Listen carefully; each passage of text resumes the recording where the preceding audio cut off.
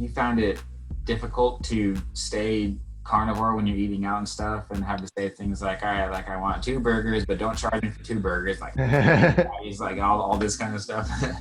Yeah, I mean, I guess more broadly, I've traveled a lot on the carnivore diet and I've eaten out a lot on the carnivore diet. I think you just have to be, just like you said, you have to be very intentional and explicit with your server. You have to be very clear about what you want and what you don't want. And I've found all the tricks and all the mistakes they make. One time actually at Keto Fest, this awesome keto food festival, in the summer that's run by the Two Keto Dudes podcast, in Connecticut. I was staying at a hotel and I ordered room service and I got a burger, plain burger, no bun, no vegetables, just the patty.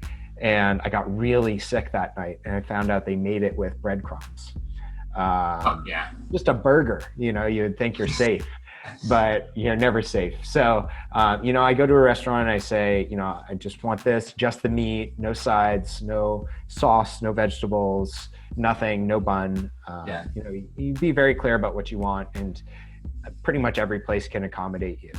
They look at you like you're crazy too sometimes. Yeah, they do. They're like, you sure that's what you want? And then sometimes what's really nice is they'll see how much they're charging you for just a small piece of meat, and they'll be like, that's too much. And then they'll charge you for a side of meat or they'll give you extra. So people are generally pretty good about it. And then on top of that, we travel with snacks, canned sardines, canned salmon.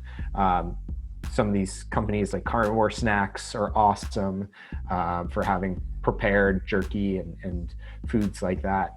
So yeah, I haven't found traveling to be a real challenge, as long as you know what you're getting into.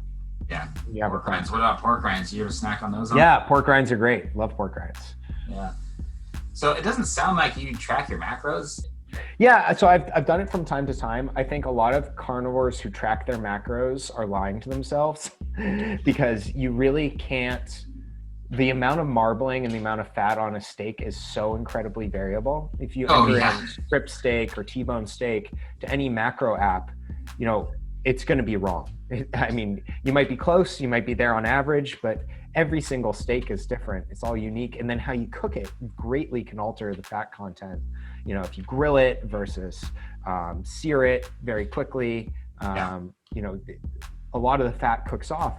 And I think oftentimes carnivores who claim, I was eating a balanced diet and I was eating 2,000 calories a day. Now I'm on carnivore, I'm eating 3,000 calories a day. They may not be accounting for all the fat that cooks off of their steaks. If they're grilling all their food on the grill, or they're having burger patties and they're not eating all the tallow that cooks out, they're not eating at nearly as much fat as they think they are. So I think some of the calories that carnivores say they eat are overstated. And I think some of the fat ratios that carnivores say they are overstated.